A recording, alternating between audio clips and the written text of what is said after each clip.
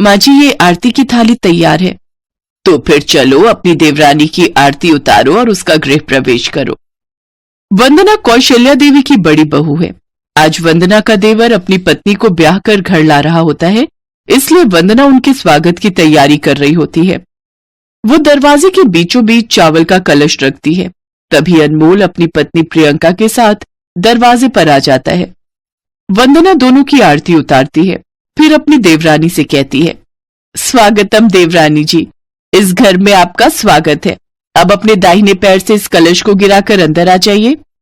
कलश गिराकर प्रियंका अंदर आ जाती है और घूंघट हटाकर कहती है, ओफो, आप कितनी फॉर्मेलिटी कर रही हो, मुझे ये सब ज्यादा पसंद नहीं। अब मुझे बहुत गर्मी लग रही है, जाओ जाकर एसी ऑन करो। और इस घर में नौकरानी से मेरा गृह प्रवेश क्यों करवाया जा रहा है, मेरे तो यही समझ में नहीं आ रहा। ये सुनते ही कौशल्या वंदना के हाथों से आरती की थाली ले लेती है। अरे बहू, ये इस घर की बड़ी बहू और तुम्हारी जेठानी है। खैर छोड़ो, इसका परिचय तुम्हारे लिए ज्यादा मायने नहीं रखता। तुम तो बड़े घर से आई हो, इसलिए मैंने तुम्हारे कमरे में एसी फिट करवा दिया है। अब तुम जाकर अपने कमरे में आराम कर लो। आओ भाभी, मैं आपको कमरे तक ले जाती हूँ। संध्या अपनी छोटी भाभी को उसके कमरे तक लेकर जाती है और कमरे का एसी ऑन कर देती है। उस कमरे को देखकर प्रियंका मुंह बनाते हुए कहती है, कितना छोटा सा कमरा, यहाँ मैं कैसे रहूंगी? भाभी, ये तो हमारे घर का सबसे बड़ा कमरा है, आपको यहाँ कोई परेशानी नहीं होगी। आपको कुछ भी चाहिए हो तो हमें आवाज दे देना। संध्या वहां से चली जाती है।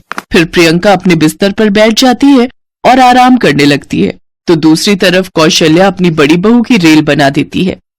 बड़ी बहू, तुम क्या यहाँ खड़े खड़े हम सबका मुंह देख रही हो? जाओ और हम सबके लिए ठंडाई बनाकर लाओ। वंदना रसोई में जाती है और कुछ ही देर में सबके लिए ठंडाई बनाकर लेकर आती है। अब बेचारी वंदना अकेले ही घर के सभी लोगों और रुके हुए मेहमानों के लिए खाना बनाती है, घर की साफ सफाई करती है और बर्तन धोती है। साथ ही अपनी देवरानी के सब नखरे भी उठाती है। जेठानी जी, मेरे सूटकेस से सारे कपड़े निकालकर अलमारी में लगा दो। वो क्या है ना, बहुत टायर्ड फील कर रही हूँ। वंदना अपनी देवरानी की वो फरमाइश भी पूरी करती है, लेकिन इन सब कामों की भागदौड़ में वो बुरी तरह थक जाती है और उसकी कमर दर्द करने लगती है।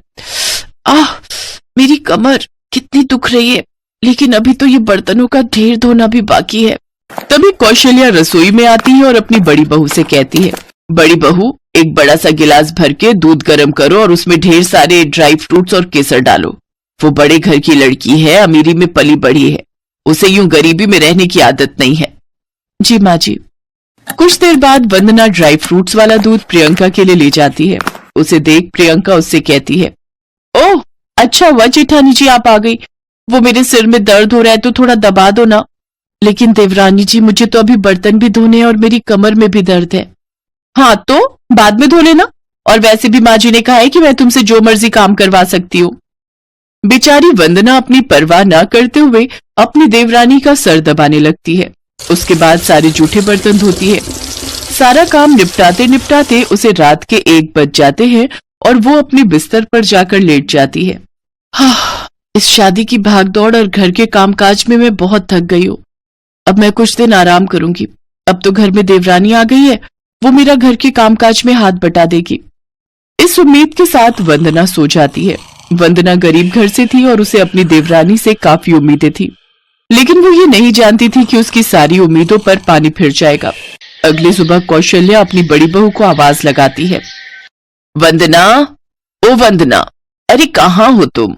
कुछ देर बाद कौशल्या अपनी बड़ी बहू के कमरे में चली जाती है।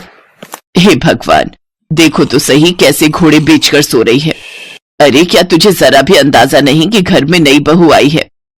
वंदना नींद से जागती है और घड़ी की तरफ देखकर कहती है, अरे सुबह के 8 बज गए, मुझे तो पता ही नहीं चला। अच्छा माँ जी, क्या आपने प्रियंका से पहली रसोई की रस्म करवा ली? क्यों, वो क्या तेरी नौकरानी है जो तुम्हारे लिए बढ़िया बढ़िया पकवान बनाकर रखेगी? तुम्हारे पास अब सिर्फ 5 मिनट का समय है। मेरी ढील का ज्यादा फायदा मत उठाओ। चलो अब जल्दी से उठ जाओ और मेरे लिए गर्मा गर्म चाय बना कर लाओ, फिर घर के बाकी काम भी निपटाओ। बेचारी वंदना रसोई में जाती है और चाय बनाकर लाती है। इसके बाद घर के सारे कामकाज निपटाती है, फिर सबके लिए खाना बनाती है और देवरानी को जाकर उसके कमरे में देकर आती है।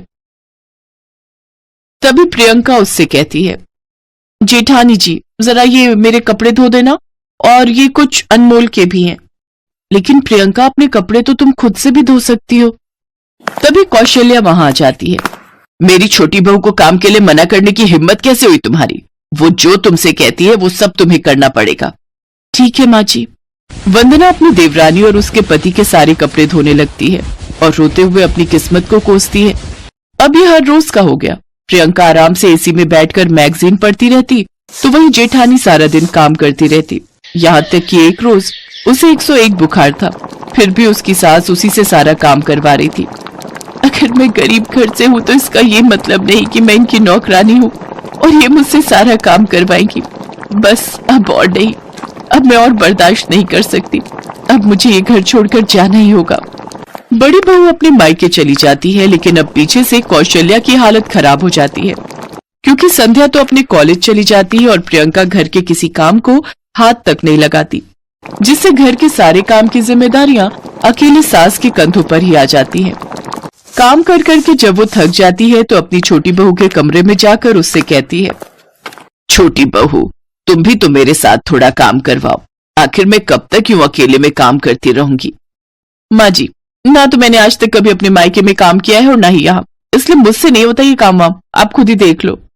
ये बात सुनकर कौशल्या हैरान रह जाती है और वो अपनी बड़ी बहू को याद करते हुए कहती है, एक मेरी बड़ी बहू थी जिसने मुझे कभी आज तक किसी काम के लिए नहीं बोला। आज मेरी वजह से वो गुस्सा होकर अपने मायके चली गई। मुझे उसके साथ ऐसा व्यवहार नहीं करना चाहिए था।